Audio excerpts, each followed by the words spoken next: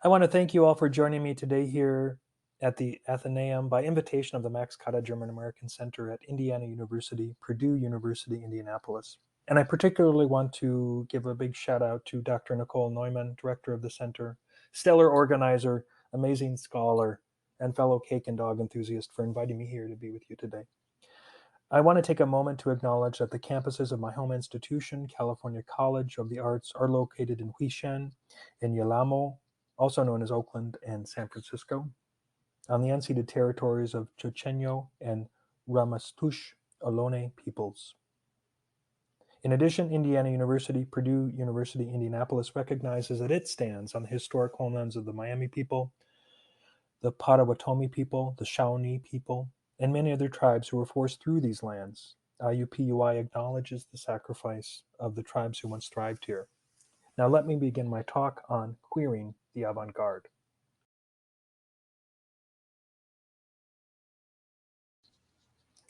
Some of my ideas come from my recently published book, Grotesque Visions, The Signs of Berlin Dada.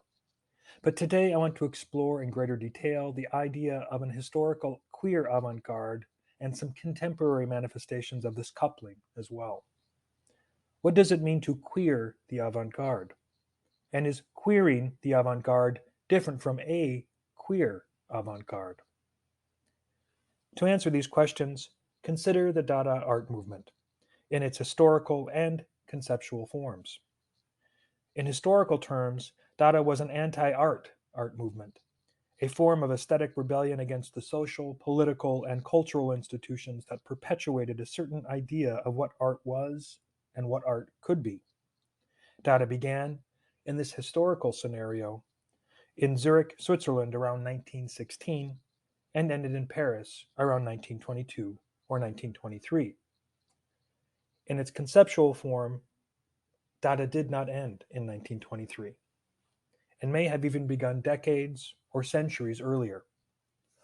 Scholars such as Peter Berger and Griselda Pollock provide useful histories of the avant garde in general and reference Dada in particular as an historical concept. Others, such as Renata Poggioli and Mike Sell, suggest, even demand, that the avant garde is a concept that is iterative, always in flux, always changing. And some more conceptual approaches to the concept, such as those offered by Poggioli and Sell, a history of a stable idea of the avant garde does not really make great sense, and in fact, may not really be all that useful. Today, I'm going to outline briefly the distinction between Dada in historical and conceptual terms, specifically in relation to the history and concept of the or an avant garde. I then clarify the distinction between a queer avant garde and the idea of queering the avant garde. I next explain 4 works by 4 artists, some of whom we may describe as queer artists, but whose particular works I suggest are examples of queering the avant garde. I conclude my talk today with the return to the beginning.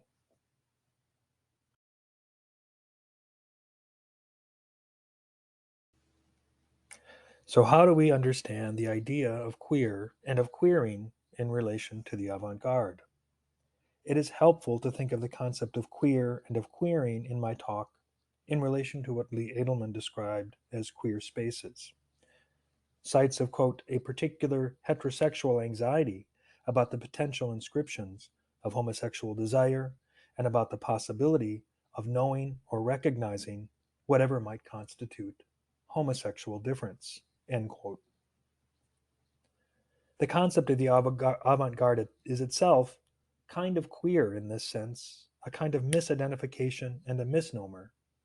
Facts which cause anxiety when the term is used, an anxiety that might itself be the kind of heterosexual anxiety Edelman suggests, if invoked in just the right way.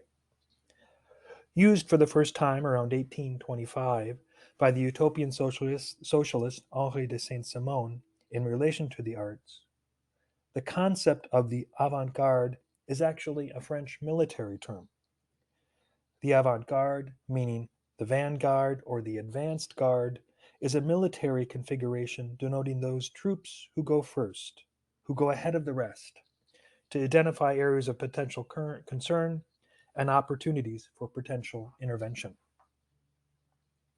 In a text attributed to Saint Simon and published around 1825, the author suggests that three particular figures are key to the advancement of society: the scientist, the industrialist, and the artist. It is the artist who must serve as the vanguard, as the avant garde, to prepare the way for the scientist and the industrialist and the rest of humanity to live together peacefully and productively. The term avant garde enjoyed a rather quiet and useful existence throughout the 1800s. In historical accounts of the term's meaning during this period, avant garde is associated with the latest artistic trends and an increasing focus on a socially detached aesthetic experience. What Griselda Pollock describes as the new art and Peter Berger associates with aestheticism, respectively.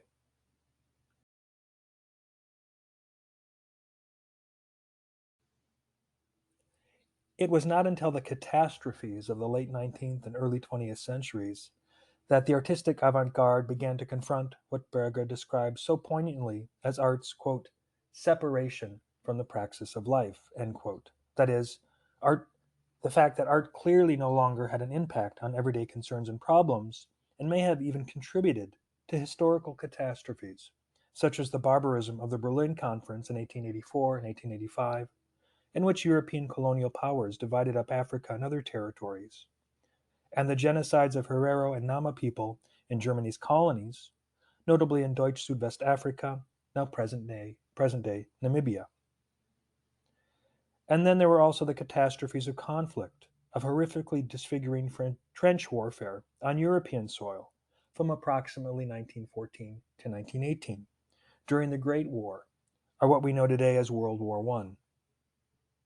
All of these global catastrophes caused by horribly misguided Europeans were cause for concern. Europe's dramatically askew cultural traditions, including and especially the Enlightenment, had been the catalyst for Henri de Saint-Simon's decision to deploy the term avant-garde to describe the arts. But by the fin de siècle, the artistic avant-garde had been reduced simply to the new art, or l'art pour l'art, art for art's sake. By the onset of World War I in 1914, the idea of an artistic avant-garde seemed increasingly and woefully impotent. It was from these ashes, of course, that Dada was born. Not like a newborn, but more like a disfigured golem.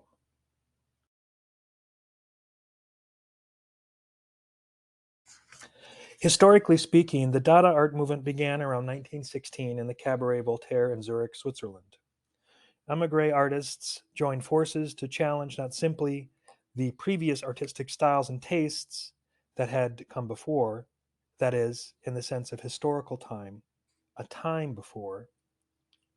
Rather, they began to attack what Griselda Pollock describes as the new art, and all that Peter Berger associates with art for art's sake.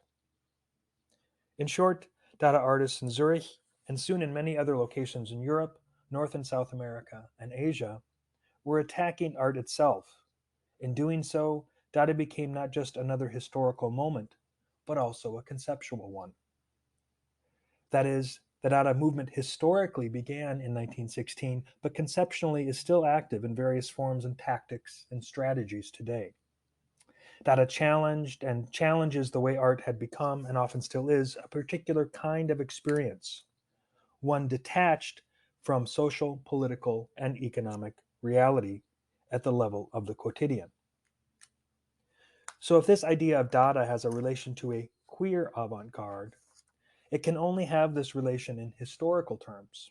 That is, we must recover those artists affiliated with the Dada movement whose queerness has remained infrequently discussed in relation to their work, if not relatively, sometimes intentionally, hidden altogether. But there is another way to think about the concept of queer in relation to the avant-garde in general, and Dada in particular. This queering seems almost inimical to the concept of Dada itself. For in queering the avant-garde, the imminent, insatiable critique of what came before aligns itself with a subversive socio-political engagement with sexual identity. Here, queering the avant-garde means the constant displacing of the signifiers of aesthetic experience and artistic institutional meaning with the proximity, obvious, implicit, declared, discrete, of gender transience and sexual subversion.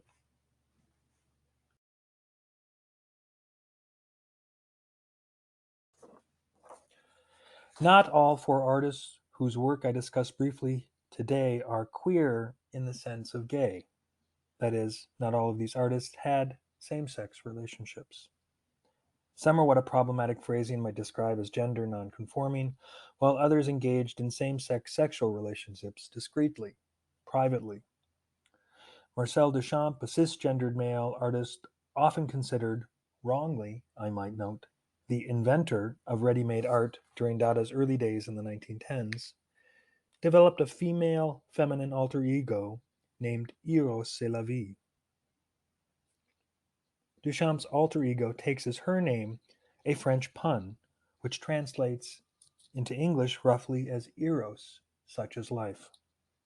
Importantly, the photographer Man Ray captured and can in part be considered responsible for the birth of Duchamp's alter ego. Hannah Höch, active in the avant-garde art circles in Berlin, Germany, from the 1910s until her death in 1978, had romantic and sexual relationships with men, notably her fellow male Berlin Dadaist Raoul Hausmann, and women, including her longtime female Dutch partner Til Brugman. Höch also lived openly in three-way relationships, most notably with Hausmann and his wife in the late 1910s and early 1920s. Robert Rauschenberg, famous as a member of the Neo-Dada movement in the 1950s and 1960s, also had romantic relationships with women and men.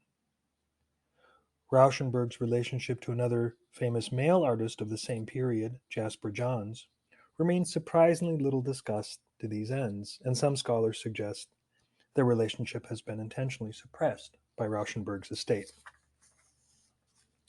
Finally, Adam Pendleton is an openly gay black man whose contemporary practice is based in Brooklyn, New York. Taken together, Pendleton, Rauschenberg, Höch, and Duchamp represent a queer avant-garde in that their sexual and gender identities are or were non-heteronormative. But certain of their works represent a kind of queering of the avant-garde through these artists and their works' affiliations with non-conforming, critical, disruptive artistic practices of the Dada art movement. I now turn to a key work by each of these four artists we might consider as part of a queer avant-garde in historical terms, and whose specific works we might just as aptly describe in conceptual terms as efforts at queering the avant-garde.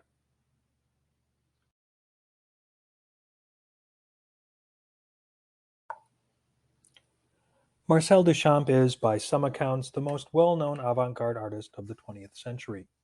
Active in both the Paris and New York art scenes, Duchamp's Dada interventions led him to create one of the most famous ready-mades ever, a notoriously disruptive men's white ceramic urinal submitted to an art exhibition and with the words Armut and the year 1917 painted on it.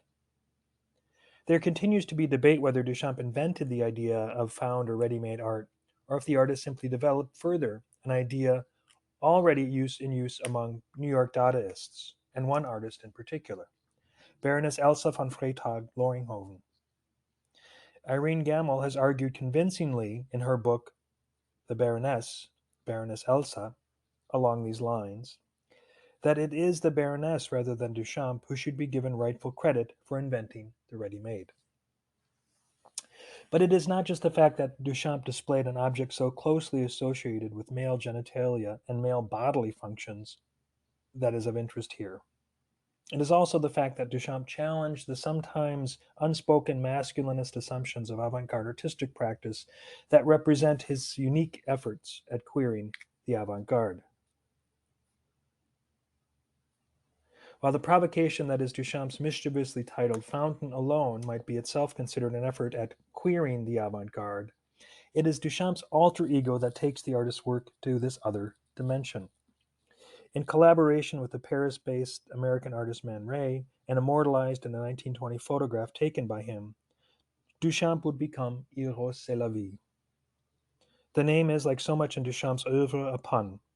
Eros c'est la vie, a French name, phonetically sounds like Eros c'est la vie, or in English, Eros, that is life. In emphasizing the role of Eros, the god of passion, Duchamp suggests that the role that passion, sexual and otherwise, plays in everyday life is vital. In addition to the obvious fact that Duchamp's alter ego Eros c'est la vie suggests a not-so-discreet queering of gender norms, Paul B. Franklin's reading of Duchamp's iconic fountain from 1915 as a coded symbol of same-sex sexuality also suggests Duchamp made some very queer object choices. In Franklin's reading, Duchamp's object choice for fountain would have had and may still have an irrefutable relationship not only to the bathroom, but to a particular kind of bathroom, the public urinal, a ubiquitous feature in New York, Paris, and other urban centers. Public urinals, often placed in highly trafficked and visible areas, were meant to disincentivize men in urban centers from urinating near buildings, in parks, and quite literally on the street. These public urinals, as Franklin notes, also rather unexpectedly became sites for male same-sex sexual encounters. To these ends, Franklin outlines in an essay titled Object Choice, Marcel Duchamp's Fountain and the Art of Queer History, a truly unique contribution to the scholarship on Duchamp's artistic practice. The ceramic urinal onto which Duchamp had painted the name and date Armut 1917 would itself have been full in the early 19th century, not only of urine, but also of sexual symbolism. In his text, Franklin contends that Duchamp's choice, quote, Duchamp's choice of fountain as a ready-made is a revolutionary gesture in the history of art precisely because it questions canonical notions of authorship and the art object by making visible the intimate alliance between certain modes of avant-garde artistic production and queer sexualities, end quote. Duchamp's provocation, as his alter ego Eros c'est la vie with respect to masculine sexuality and masculine avant-garde artistic configurations, should be seen in conversation with the symbolic role that the male urinal plays with respect to same-sex male sexuality, as outlined in Franklin's essay. Taken together, then, Eros c'est la vie and Fountain make the case for including a decidedly heterosexual artist like Duchamp as a figure invested in queering the avant-garde, even if Duchamp does not qualify, strictly speaking, as a queer artist in the sense of never having engaged in same-sex sexual relationships, as far as we know.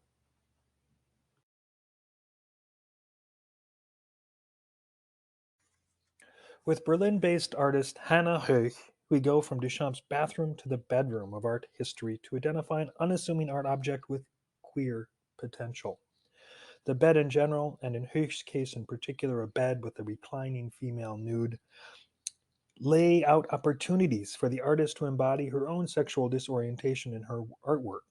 The object of the bed, which may serve as a site for queer sexuality, becomes an ideal artistic object choice for queering the avant-garde.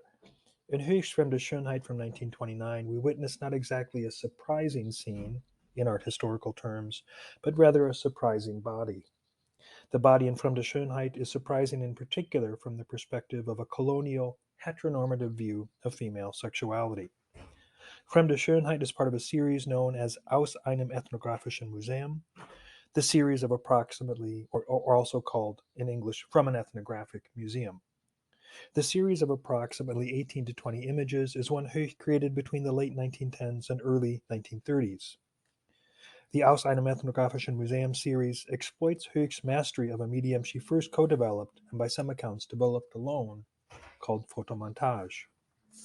Photomontage is a form of collage in which the artist cuts out or otherwise manipulates found or made photographic or magazine reproductions of photographs. These photographic or illustrated bits and parts are then paired with and often juxtaposed to more traditional artistic materials such as paint, canvas, paper, and brush. As Anke Hazen notes in her Cut and Paste 1900, der Zeitungsausschnitt in den Wissenschaften, or Cut and Paste around 1900 newspaper clipping in Science, The material inspirations for forms such as photocollage during the late 19th and early 20th centuries can be found in the increasing production of high-quality photo-illustrated magazines and the related newspaper clipping industry. This industry offered subscriptions to have only specific bits and pieces of mass-produced forms of information removed and delivered for the client's ease of reading and of archiving. In Höchst Fremde Schönheit, we see something more than a mere fascination with mass media and information circulation. Rather, as in much of the Aus einem Ethnographischen Museum series, we find a disarming visual incommensurability. Even as we see a reclining naked white female nude in Höchst's artistic intervention, we cannot help but also see a head that does not seem, for lack of a more apt phrase, to fit. The head on the almost certainly European female body is made up of a mask from an unknown African tribe, a mask most likely confiscated, stolen, as part of a colonial expedition and on display in Berlin's Ethnographic Museum. This mask, this head, furthermore, has eyes that do not seem to fit. In a strategy which Höch exploited throughout the Aus einem Ethnographischen Museum, Höch has given the central figure different eyes, and perhaps almost as importantly, these eyes are looking out, looking at us, the viewer. In Fremde Schönheit, then, we see not only an innovative use of the newly developed avant-garde medium of photomontage. By placing Höchst's work in its art historical context, we can see that the image is also a queering of the avant-garde itself. Two key art historical references in the avant-garde art history of the late 19th century help explain how Höchst's photomontage Fremde Schönheit serves as a key example of what queering the avant-garde might actually look like.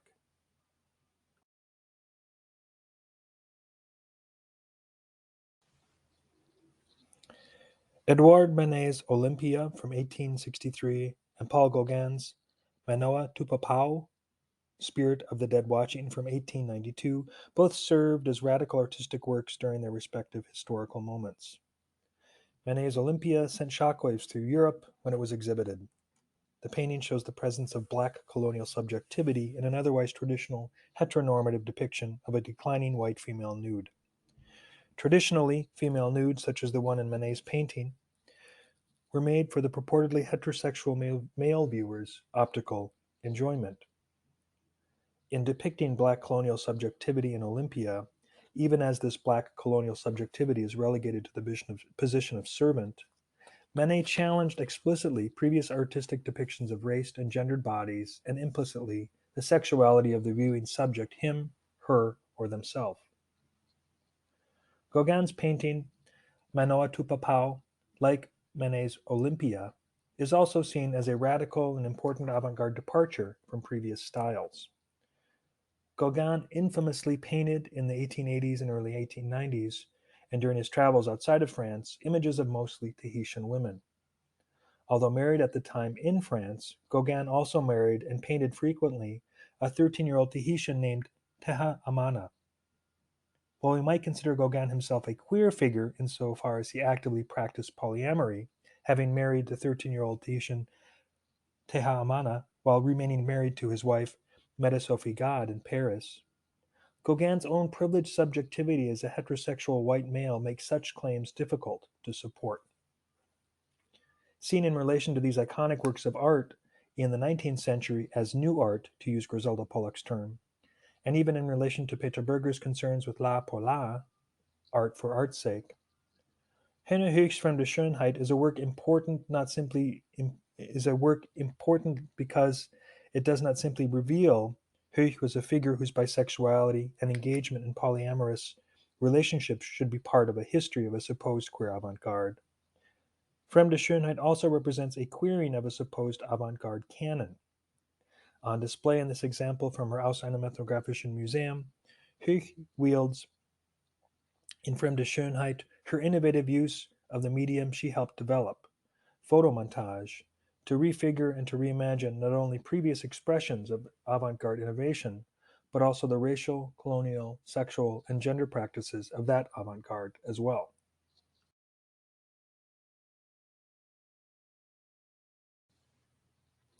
If Hannah Höchst's Fremde Schönheit from 1929 invokes the bed in its art historically symbolic role as the bed for a reclining female nude, Robert Rauschenberg's iconic mixed media sculptural painting, or Combine, titled Bed from 1955 invokes that piece of furniture again, albeit in ways simultaneously more literal and more abstract. Tom Follins provocatively argues in his essay Robert Rauschenberg's Queer Modernism, The Early Combines in Decoration, that certain of Rauschenberg's works, read through the lens of the artist's gay same-sex relationships, including his relationship to fellow neo-Dada artist Jasper Johns, should be seen as examples of queer art. Yet Rauschenberg's strategies of disrupting the heterosexist, heteronormative avant-garde practices of the U.S. in the post-World War II era also show the artist's sometimes discreet efforts at queering the avant-garde. Rauschenberg's Bed represents a conscious effort at materially disrupting the art object itself, as traditionally understood. Follin describes this idea as part of the artist's queered visions. Quote, "This queered vision is a willful misrecognition of the appropriate contours of the picture plane, a decisive blurring of the boundaries between public-private, male-female, and high-low. This inversion is doubled by the invocation of a semi-unmade single bed within the public space of a gallery. Its newly upright orientation, as well as its decontextualized domestic object, perhaps a nod to Marcel Duchamp's rotation of the infamous urinal, titled Fountain, 1917." End quote. Follin argues that Rauschenberg's same-sex relationships, including his relationship with Jasper Johns, inform not only the artwork titled Bed, but much of Rauschenberg's relationship to craft in general. In infusing the practice of craft into the field of fine arts, and noting that craft is often considered lesser than the fine arts because craft requires significant manual and/or hand labor, Rauschenberg challenges not only hierarchies of high culture, low culture, but also public-private and masculine-feminine as well. Taking up a domestic object like a bed, literally reorienting the work to stand upright against a wall, Rauschenberg makes his work Bed act like a two-dimensional painting, even though it is a three-dimensional sculpture. The fusion of forms, this mixing of genres that Rauschenberg's Bed plays up, is in and of itself sort of queer, in that it actively destabilizes the boundaries between heretofore discrete artistic forms. But importantly, given his own discrete same-sex relationship, Rauschenberg also plays up and plays with gender and sexual norms in works such as Bed. Materially, the bed is removed from the domestic space, put in a museum. Conceptually, the bed is no longer a flat, static point of reference, but rather now a dynamic field of engagement, a queer space in Lee Edelman's terms. Rauschenberg's Bed is not only an interdisciplinary work, but also, given the artist's own discrete same-sex relationships, can be seen as representative of a queer avant-garde. Bed itself, however, represents a further affront, an effort at queering the avant-garde itself insofar as Rauschenberg's work invokes feminine and domestic realms in a form of symbolic and artistic gender subversion. As scholars such as Rosalind Krauss have noted, the heteronormative masculine norms pervasive in U.S. post-World War II artistic circles were embodied by figures such as Jackson Pollock. Rauschenberg's queer response, as it were, was not to make his own same-sex object choices public, but to use his artistic practice to undermine this pervasive masculine imperative operative in the 1950s art world. In other words, while Rauschenberg belongs to a list of queer avant-garde artists, his works such as Bed are better understood not simply as the product of a queer artist, but an effort at queering the avant-garde itself.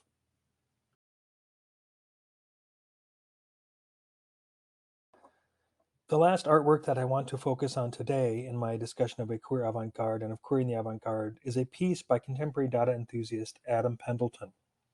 Since the late 2000s, Pendleton has deftly integrated several, sometimes competing artistic movements of the 20th century in celebrating an intersectional subjectivity that, in his persona, is embodied by a gay, cisgendered black man. Pendleton gives the name to this artistic integration and reconfiguration, Black Dada. The concept of Black Dada has affiliations with the Dada art movement in its early 20th century form. Pendleton often references works by Berlin or Zurich Dadaists from the 1910s or 1920s. And there's a connection Pendleton pursues in his Black Dada project with the Black arts movement of the 1960s and 1970s in the US. most clearly evident in the references to Amiri Baraka's 1965 poem, Black Dada Nihilismus. But Pendleton's Black Dada project also references other innovative art movements of the 20th century, movements not always understood to speak directly to intersexual subjectivities in general and queer black male subjectivity in particular. Pendleton's use of a minimal color palette in many of his works, often just black and white and their purposefully accidental shades of gray, is a nod to abstraction. And many of Pendleton's painterly works produced as part of his Black Dada project invoke conceptualism and minimalism in general, and the work of Sol LeWitt in particular. Today, however, I want to focus on the multiple points of reference Pendleton employs in the image Dada Dancers, Large Study. There are clear points of contact in this work to Zurich-based Dada artist Sophie Teuber, later Sophie ToyberArp.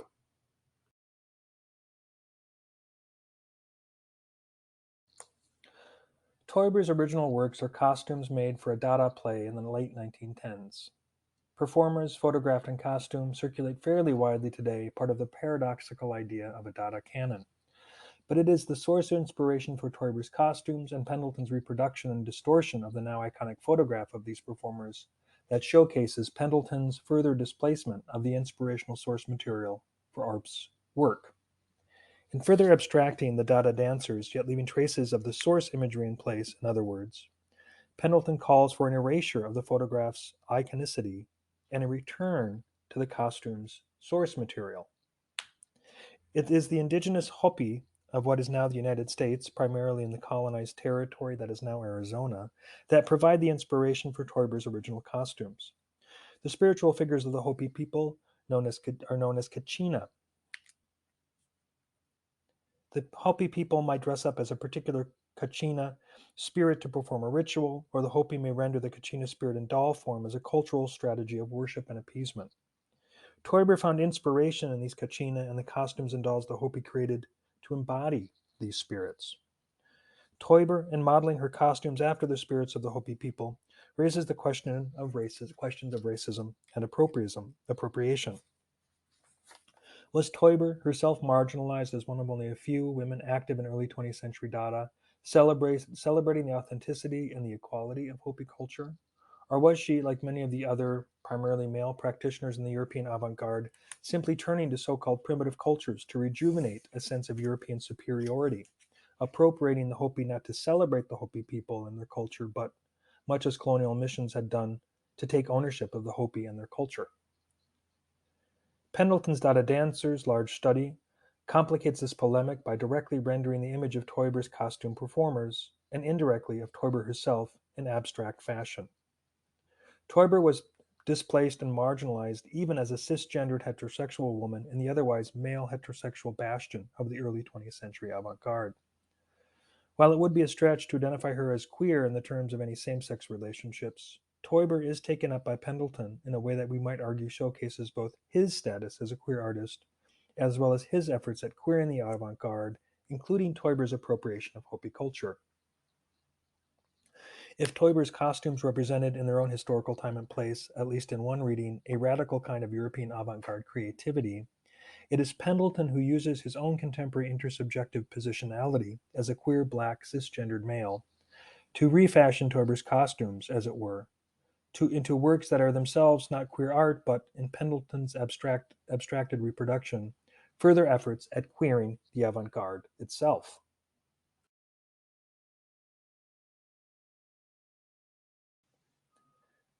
Let me conclude my talk today with a return.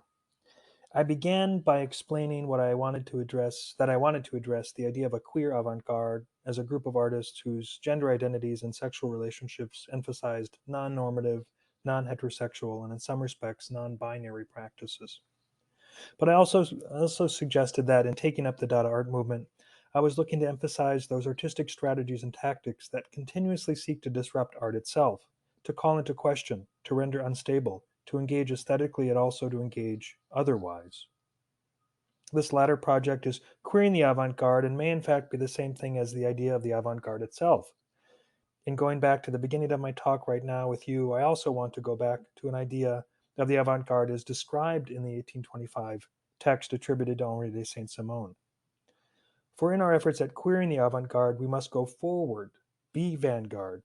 In so doing, queering the avant-gardes means embracing the instability of gender and of sexuality, of time and of history, and perhaps most importantly, of art and of the aesthetic encounter itself, as things always open to queer possibilities.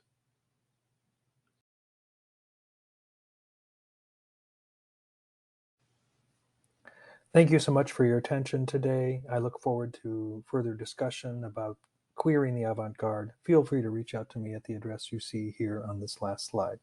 Thank you.